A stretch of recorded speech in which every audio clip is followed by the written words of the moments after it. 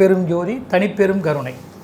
எங்கிருந்து கேட்டாலும் எதை வேண்டி தொழுதாலும் அங்கிருந்தே கொடுக்க அருட்பெரும் ஜோதியை வணங்குகின்றேன். அற்புத கீர்த்தி வேண்டி ஆனந்த வாழ்க்கை வேண்டி நற்பொருள் குவிதல் வேண்டி நலமெல்லாம் பெருக வேண்டி கற்பக மூர்த்தி தெய்வம் களஞ்சிய திருக்கை சென்று பொற்பதம் பணிந்துவார் பொய்யில்லை கண்ட உண்மை. நேயர்களுக்கும் என் இனிய வாழ்த்துக்கள், வணக்கங்கள். இப்போது வாக்கிய கணிதப்படி, அதாவது திருநள்ளாறு வாக்கிய கணிதப்படி வரப்போகும் சனிப்பெயர்ச்சி மார்ச் 29/3/2023, அதாவது சுபகிருது வருஷம் பங்குனி மாதம் 15ஆம் தேதி வளர்வரை புதன்கிழமை 29/3/2023 அன்று பகல் மணி இந்திய நேரப்படி IST நேரத்தின்படி 12:51 மகர ராசியிலிருந்து சனீஸ்வர பகவான் மூலத்திரிகோணம் ஆட்சி பெற்ற கும்ப ராசிக்கு அவருடைய இன்னொரு சொந்த வீட்டிற்கு இடப்பெயர்ச்சி ஆகிறார். இந்த இடப்பெயர்ச்சியால் உங்கள் எதிர்பார்ப்பாக இருக்கும் இந்த அதாவது கும்பத்திற்கு செல்லக்கூடிய சனிப்பெயர்ச்சியை 12 ராசிகளுக்கும் 27 நட்சத்திரங்களுக்கும் பஞ்சபூத அடிப்படையில் என்ன பலன்கள் பரிகாரங்கள் அப்படிங்கிறத நாம் இப்போது பார்க்க போகிறோம். இது போகிறதுக்கு முன்னாடி இந்த சனிப்பெயர்ச்சி 2.5 ஆண்டுகளுக்கு ஒரு முறை நிகழக்கூடியது. அது இப்போ தொடர்ந்து வரக்கூடிய ஒவ்வொரு விருச்சகத்திலிருந்தே வரக்கூடிய ஒரு சனிப்பெயர்ச்சியும் 2.5 ஆண்டுகள் அல்ல, 3 ஆண்டுகள் நெருக்கி இருக்கின்றன. 2.75-3 ஆண்டுகள் நெருக்கி இருக்கின்றன. அப்படிப்பட்டதாக தன்னுடைய பெயர்ச்சியினுடைய கால அளவை அதிகமாக்கி சஞ்சாரம் செய்து வருகின்றார். இப்படி சஞ்சாரம் செய்து வருவது பொதுவாக சனிப்பெயர்ச்சி ஒரு குறிப்பிட்ட காலகட்டத்தை கடந்து வருவது நாட்டிற்கும் மக்களுக்கு ஒரு பெரிய சோதனைகளை தரக்கூடிய ஒன்றாக இருக்கும்.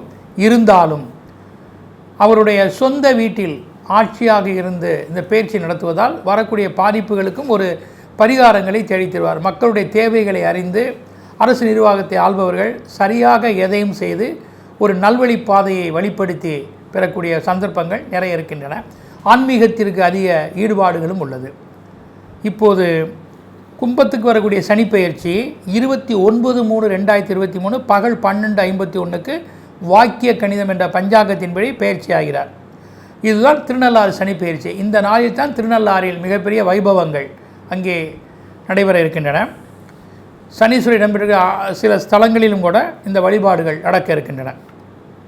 இப்போது இந்த கும்பத்துக்கு செல்லக்கூடிய சனீஸ்வரர் 3 முறை வக்கரமாகின்றார். அதாவது ஒரு முறை 5 மாதங்களுக்கு குறையாமல் ஒரு முறை வக்கரமாகின்றார். 2.5 வருடங்களுக்கு ஒரு முறை சஞ்சரிக்கிற போது 2 முறை தான் வக்கரங்கள் ஏற்படும். ஆண்டுகள் கூட இருந்தால் அது 3 வக்கர முறையாக வந்து சேரும்.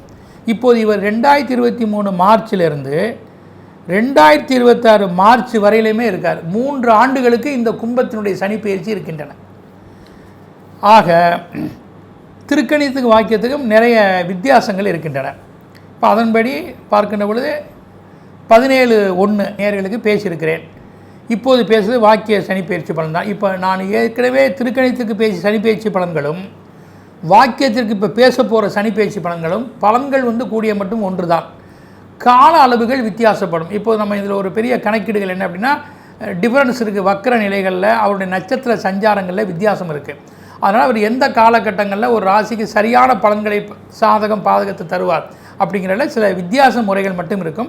மற்றபடி ராசிக்கு சொல்லப்படக்கூடிய பலன்கள் ஒன்று தான். இப்போது வாக்கிய முறைப்படி நாம் சில பலன்களை சொல்லி இதில் ஒரு வித்தியாசமாக வாக்கிய சனிப்பெயர்ச்சியில் வித்தியாசமாக சனிப்பெயர்ச்சி பலன்களை சொல்லி உங்களுடைய ராசியில் உங்கள் பிறப்பு நட்சத்திரப்படி எந்த காலகட்டத்தில் அவர் அந்த சாதகம்னா சாதகமான பலன் சேரும், பாதகம்னா பாதகமான பலன்கள் எப்போது வரும், சாதகம் பாதங்கள் எந்த காலகட்டத்தில் கடந்து வரும், நாம் எப்போது அது விழிப்பாக இருக்க வேண்டும், அதுக்கான என்ன பரிகாரம், எப்படி நாம் நடந்துக்க வேண்டும், இதையெல்லாம் ஒன்று திரட்டி இறையருளால் உலகெல்லாம் உணர்ந்த ஓதற்கரியவன் நிலவிலாவிய நீர்மெளி வேணியன் அலையில் ஜோதி அம்பலத்தாடுவான் மலர் சிலம்பொடி வாழ்த்தி வணங்குவோம். செடியாய வல்வினைகளை தீர்க்கும் திருமாலே நெடியானே வேங்கடவா நின் கோயில் வாசலும் அடியாரும் வானவரும் அடம்பெயரும் கிடந்து இயங்கும் படியாய் கடந்த உன் பவளவாய் காண்பானே ஞானானந்தமயம் தேவ நிர்மலஸ்படிஹாத்திரம் ஆதாரம் சர்வ வித்யான ஐக்கியம் உபஸ்மகே. எம்பெருமான் ஈஸ்வரன் உலகெல்லாம் உணர்ந்த ஓதற்கரியவனாகிய இறைவனுடைய அருளால் இந்த சனீஸ்வரன் ஈஸ்வரனுடைய அருள் பெற்றவர். இன்னும் சொல்லப்போனால் பைரவருடைய அருளும் சேர்ந்து இருக்கக்கூடியவர். காயத்ரி தேவனுடைய அருளும் அம்பிகையினுடைய அருளும் முருகனுடைய அருளும் முழுமுதற்குள்ள கடவுளுடைய அருளும் ஒரு சேர பிறந்து இந்த கடவுள்களை வணங்குவதால் சனிப்பெயர்ச்சியால் வரக்கூடிய நற்பலன்கள் நம் கூடுதலாக கிடைக்கும். கெடுபலன்களுக்கு இந்த இறைவன் இறைவியை வணங்குவதால், அதாவது சிவசக்தியை, கால பைரவரை, சொர்ணாசுர பைரவரை, மகாவிஷ்ணு மகாலட்சுமியை, லட்சுமி நரசிம்மரை, பஞ்சமுக கணபதியை, முருகப்பெருமானை மற்றும் ஆஞ்சநேயரை இவர்களெல்லாம் வழிபடுவதால் நம்ம சனினால் வரக்கூடிய எந்த ஒரு பாதிப்புகள் இருந்தாலும் கூட அவைகள் சூரியனை கண்ட படிபோல் விலகி நமக்கு நன்மைகள் கிடைக்கும். அதனால் சுவைமிக்க கனிகள், கற்கண்டு, குளிர்ந்த மலர்கள், குளமாதர்கள், ஒரு குடையின் கீழ்கான ஆட்சி, எல்லாவற்றையும் இணையவன் சிவபெருமான்.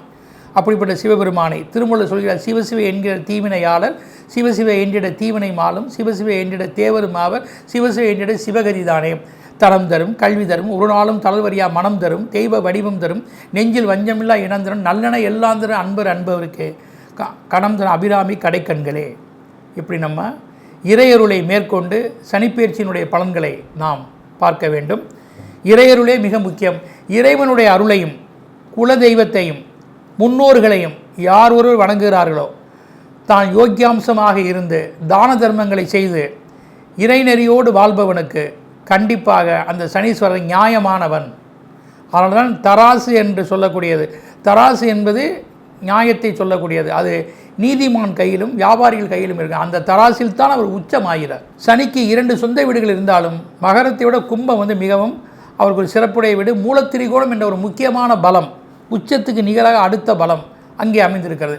அப்படிப்பட்ட பூரண கும்பம் என்று சொல்லக்கூடிய அந்த கும்ப ராசிக்கு சனீஸ்வரனுடைய சொந்த வீட்டிற்கு இடப்பெயர்ச்சியாகி செல்கின்றார். 3 முறை வக்கரமாவதுனா சோபகிருது வருஷம் ஆனி மாதம் 12ஆம் தேதி 27/6/2023 வக்கரம் ஆரம்பமாகி ஐப்பசி 6ஆம் தேதி வரை 23/10/2023 வரை நிவர்த்தி ஆகிறார். இது முதல் வக்கரம். 2வது வக்கரநிலை சதய நட்சத்திரத்தில் ஏற்பட்டு குரோதி வருஷம் ஆனி மாதம் 5ஆம் தேதி 19/6/2024 முதல் வக்கரம் ஆரம்பமாகி ஐப்பசி 19ஆம் தேதி 4/11/2024 வக்கர நிவர்த்தி ஆகிறார். 3வது வக்கரனை பூரட்டாதி நட்சத்திரத்தில் விஸ்வாவசு வருஷம் ஆனி மாதம் 18ஆம் தேதி 2/7/2025 வக்கரம் ஆரம்பமாகி கார்த்திகை 2ஆம் தேதி 18/12/2022 வக்கர நிவர்த்தி ஆகிறார். இந்த கும்பத்துக்குள் 3 நட்சத்திரங்கள் இருக்கின்றன. அவிட்டம், சதயம், பூரட்டாதி. இந்த அவிட்ட நட்சத்திரத்தில் 3-4 பாதங்களில் இவருடைய சஞ்சாரம் 29/3/2023 முதல் 21/2/2024 வரை இருக்குது. சதய நட்சத்திரத்தில் இவருடைய சஞ்சாரம் 22/2/2024 முதல் 14/3/2025 வரை அதில் சஞ்சரிக்கிறார். பூரட்டாதி நட்சத்திரம் 1-2-3 பாதங்களில் இவர் 15/3/2025 முதல் 5/3/2026 வரை சஞ்சரிக்கிறார்.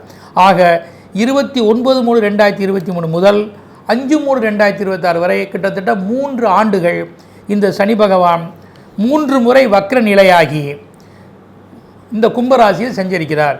இப்போது அவர் 12 ராசிக்கும் எத்தகைய பலன்களை தரப்போகிறார் என்பதை நாம் இப்போது பார்ப்போம்.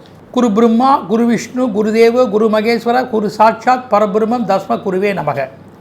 இப்போது மேச ராசி அன்பர்களுக்கு ஆண் பெண் இருபாலருக்கும் இந்த 3 ஆண்டு சனிப்பெயர்ச்சி பலன் பரிகாரங்களை இப்போது கவனிப்போம். உங்கள் ராசிக்கு சனீஸ்வரனுடைய அமைப்பு. இப்போது மேசராசியை பொறுத்தவரையில் அவர் ஏற்கனவே 10ஆம் இடத்தில் சஞ்சரித்து வந்தார். அது சாதகமான ஒன்று தான் அவருக்கு. இப்போது 11இல் வருகிறார். அதைவிட இன்னும் சிறந்த பாவம் இது. இந்த 11ஆம் பாவம் அவருக்கு மிகவும் உகந்த பாவம். அதனால் இந்த 11இல் சனி அமைந்திருப்பது பாரிஜாத யோகம் என்று சொல்லப்பட்டிருக்கிறது. அப்படி பாரிஜாத யோகத்தில் சனீஸ்வரன் இருந்தால் சக்சஸ், நல்ல வருமானம், வாய்ப்பு, பதவி, திறமை, ஜீவனம், சுப விஷயம், முதலீடுகள், அசையா சொத்துக்கள், எதிர்பார்ப்புகள், அரங்கேற்றம் இதெல்லாம் இறையர்களால் கைகூட பெறுவார்கள். இவரது பார்வைகள் உங்கள் ராசிக்கு அமைவதால், அதாவது 1ஆம் இடத்திற்கு அமைவதால், அதனால் என்னென்னா ஆரோக்கியம் சரியாகப்படுத்தும். இதற்கு முன்னால் உடல் ரீதியில் எந்த ஒரு பாதிப்புகள் இருந்தால் கூட இப்போது அவர் உங்கள் ராசியையும் பார்ப்பதால் கண்டிப்பாக அதுக்கு ஒரு தக்க மருத்துவ ஆலோசனை மூலம் தன்னுடைய சரீரத்தை சரிபடுத்தி கொள்வீர்கள். பூர்வ புண்ணிய ஸ்தானமான 5ஆம் இடத்திற்கு ஒரு பார்வை இருப்பதால் பூர்வீகத்தில் ஒரு புகழுடன் வாழ்வதற்கான வழியை ஏற்படுத்துவார். பூர்வீகத்தை விட்டு தன் ஜீவனத்துக்காக வெளிச்செல்வதற்கான சந்தர்ப்பமும் கூட உங்களுக்கு கை கொடுக்கும். அதிலிருந்து வர வேண்டிய சொத்துக்கள் அல்லது சந்தான பிராப்திகள் இதெல்லாம் கூட நல்லதாக இருக்கும். சுவிகார நிலைகள் என்று சொல்லுவோம். பிறருடைய புத்திரனை நாம் எடுத்துக்கொள்வது, அந்த நிலைகளும் கூட நல்லதாக அமையும். நல்ல எண்ணம், பக்தி யோக்கியாம்சம், தெய்வநிலை, காதல் விஷயங்கள், தன் பிறப்பிடத்திலோ பிழைப்புக்காக சென்ற இடத்திலோ பெருமையாக வாழக்கூடிய நிலைகள் எல்லாம் நன்கு அமையும். 8ஆம் இடத்திற்கு இவருடைய பார்வைகள் நல்ல ஆரோக்கியத்தையோ ஆயுள் பலத்தையும் உண்டாக்கும். நீங்கள் நல்ல மந்திர தந்திரங்களை கையாண்டு நல்ல மருத்துவ ஆலோசனைகளோடு தன் உடம்பை எப்படி வைத்துக் கொள்வது என்பதை தன்னுடைய தியானம் மற்றும் பக்தி, தர்மம், ஜபம், தொழுகை மூலம் நீங்கள் தன்னை நல்ல விதமாக உடம்பை கவனித்து கொண்டு பார்த்து எதையுமே சாதகமாக இருக்கிற சந்தோஷமான எண்ணங்களும் கைகூடும். அதிர்ஷ்ட காலமும் சனீஸ்வரரும். அதிர்ஷ்டஸ்தானமான இவர் 11 இருப்பது மிக சிறந்த வீடு. 11ஆம் இடம் மிக முக்கியமான ஒன்று. நம்முடைய லாபம், நம்முடைய திறமை அனைத்தையுமே வெளிக்கொண்டு வருவது 11ஆம் இடம்தான். லார்ஜஸ்டான இன்கம் வரணும், பெரிய சம்பாத்தியம் வரணும், பெரிய கம்பெனிக்கு போகணும், மாறணும், இதெல்லாம் 11ஆம் இடம். ஆக 11ல் ஏதேனும் ஒரு கிரகம் இருக்க வேண்டும் என்பது ஒரு கட்டாயம் ஜாதகத்தில். அப்படி இந்த 11ல் சனி இப்போது வருவது நீங்கள் நினைத்த பெரிய விஷயங்கள், அதாவது ஏதோ இடம் வாங்கி வீடு கட்டோம்னு நினைப்போம், அது சிறியா கூட இருக்கலாம், அதை பெருசாக கட்டிக்கிடுவோம். இல்லை இடமே வாங்காமல் வீடாக வாங்கணும் என்றாலும் நாம் மனதுக்கு பிடித்தபடி வாங்கி கொள்வோம். அதே மாதிரி வாகனம் இருக்கிறது, அந்த வாகனத்தை மாற்று அமைத்து பண்ணி லக்ஸுரியாக வாழ்வதற்கு அதிக கூடுதல் விலையோடு அந்த வாகனத்தை நம்ம வாங்கி கொள்ள முடியும். நம்ம ஆதாயத்தை எப்படி பெருக்கலாம் அப்படிங்கிறத, நம்மளுடைய வருவாய்களை சரியான முதலீடுகளில் கொண்டு செல்வது, இரவு பகல் பாராது உழைப்பது, எந்த வகையிலாவது நீங்கள் கடன்பட்டோ குறைந்த முதலீடுகளில் பணம் பெற்றோ உங்கள் தேவைகளை பூர்த்தி செய்து நீங்கள் பெரிய அளவில் பிறர் பாராட்டு வகையில் நீங்கள் நன்மை அடைவதற்கு ஆண் பெண் இருபாலருக்கும் சந்தர்ப்பம் இருக்குது. குறிப்பாக ஸ்திர சொத்துக்கள், வாகனங்கள், உங்களுடைய படைப்புகள், பதவிகள், ஜீவனங்கள், சமூகத்தில் மதிப்பு, இதெல்லாம் இந்த லாபஸ்தானத்தில் இருக்கக்கூடிய சனியால் உங்களை தேடி வரும். அதாவது அதிர்ஷ்ட லட்சுமி உங்களை தேடி வருகிறார் அப்படி என்று வைத்துக் கொள்ளுங்கள். இப்போ எச்சரிக்கையான காலம். இப்போ உங்களுக்கு ராசிக்கு நன்மையைத்தான் நம்ம சொல்லியிருக்கிறோம். இப்போ எச்சரிக்கையான காலம் என்ன அப்படிங்கிற போது, அவர் வக்கரமாகிற போது சில நட்சத்திரங்களை சஞ்சாரம் செய்கிற போது, அதை நான் இப்போது உங்களுக்கு பின்னாடி சொல்ல இருக்கிறேன். எந்த நட்சத்திரத்தில் செல்கின்ற பொழுது சாதகமான பலனை தருவார், எந்த நட்சத்திரத்தை செல்கிற போது அவர் சாதக பலனை தரமாட்டார், மாறாக பாதகத்தை கூட தரலாம் என்பதையும் சொல்ல இருக்கிறோம். அதனால் இப்போ உங்களுக்கு எச்சரிக்கை என்று சொல்வதற்கு இல்லை, ஏன்னா சனி நல்ல இடத்தில் அமைந்திருக்கிற நன்மை தான். இருந்தாலும் அந்த 11ஆம் இடம் என்பது ஆதாயஸ்தானம் என்றாலும் கூட உங்கள் ராசிக்கு அது பாதகஸ்தானம். அப்போ நம்ம ஒரு பாதகம் பண்ணினால்தான் ஒரு நன்மை அடைய முடியும். அதாவது ஒரு விஷயம் வேணும்னா ஒருத்தரை நம்ம பிடிச்சி காரியமாக்கணும், இல்லை ஒரு நம்ம விரும்புகிறத பெறணும்னா பணத்தை செலவழித்து அதை பெறணும், இல்லை பணத்தை போட்டு பணத்தை எடுக்கணும். இப்படி ஏதேனும் ஒரு பாதகத்தின் மூலமாக தன் திறமையை வெளிப்படுத்தி பிறர் சப்போர்ட்டுகள் மூலமாக, பிற உறுதுணைகள் மூலமாக, குறிப்பாக இறை சக்தியாலையும் அதிக முயற்சி கொண்டால் கண்டிப்பாக நாம் அந்த பாதகமே நமக்கு சாதகமாக மாறி பெரிய அளவில் முயற்சிக்கிறதுக்கு வாய்ப்புகள் இருக்குது. இருந்தாலும் அந்த சனியினுடைய சஞ்சாரங்கள் சில நேரம் சரியில்லாத போது நாம் பெரிய அளவில் எடுக்கக்கூடிய முயற்சிகள், ஆதாயங்கள், தன்னிலும் மூத்தவர்களுடைய விஷயங்கள், இதிலெல்லாம் நம்ம சற்று கவனமாக இருந்து, ஆரோக்கியத்திலும் கவனமாக இருந்து தன்னை பார்த்து ஆலய வழிபாடோடு நாம் செயல்படுவது நன்மை. இப்போ நட்சத்திரப்படி நன்மையான காலங்களும் பாதகமான காலங்களும். இப்போ அஸ்வினி நட்சத்திரத்திலையும், இப்போ மேசராசிக்குள்ளே என்ன இருக்குது, அஸ்வினி நட்சத்திரமும் கார்த்திகை முதல் பாதமும் இதில் பிறந்தவர்களுக்கு மட்டும் சாதகமான காலம். அதாவது 22/2/2024 முதல் 14/3/2022 வரை நன்மையான காலங்களே. 22/2/2024 முதல் 14/3/2025 நன்மையான காலங்களே. இந்த காலகட்டத்தில் உங்களுக்கு இவரால் நம்ம ராசிக்கு சொல்லப்பட்டுள்ள சாதகமான பலன்களும், தனக்கு வரக்கூடிய பாதிப்புகள் ஏதும் இருப்பின் அதையும் தற்காத்து கொண்டு எடுக்கும் சில முயற்சிகள், முதலீடுகள், எதிர்பார்ப்புகள், நற்காரியங்கள், நல்லோருடைய தொடர்பு, சரியான வழிகள், வாய்ப்புகள், ஸ்திர சொத்துக்கள், சுபகாரியம், படிப்பு, பயணம், திறமை எல்லாமே சாதகமாக மாறும். பாதகமான காலம் 29/3/2023 முதல் 21/2/2024 வரையும், பின் 15/3/2025 முதல் 5/3/2026 வரையும். இதனுடைய நட்சத்திர சஞ்சாரம், சனியினுடைய சஞ்சாரம் உங்களுக்கு சாதகமாக இல்லை, பாதகமாக இருக்கிறது. இப்போ இது பாதகமாக இருக்குன்னா அவர் ஏற்கனவே உங்கள் ராசிக்கு சாதகமான பலனை செய்பவர் தான்.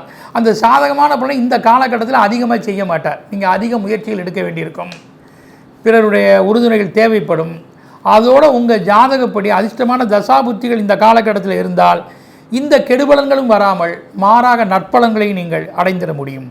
இந்த காலகட்டத்தில் உங்களுக்கென்று சொல்லப்பட்டிருக்கூடிய இஷ்ட தெய்வ வழிபாடுகள், குலதெய்வ வழிபாடுகள் மற்றும் ஜெபம், தொழுகை, ஆலய வழிபாடுகளை சரியாக செய்துக்க வேண்டும். இப்போது பறை நட்சத்திரத்தில் பிறந்தவர்களுக்கு உங்களுக்கு சாதகமான நட்சத்திர சாரம். ஏற்கனவே நம்ம மேசத்துக்கு எது சரியில்லைன்னு சொன்னோமோ அந்த காலங்கள் பறை நட்சத்திரத்துக்கு சாதகம். அதாவது 29/3/2023 முதல் 21/2/2024 வரை, பின் 15/3/2025 முதல் 5/3/2025 வரை இதன் காலம் உங்களுக்கு நன்மையான காலங்களே.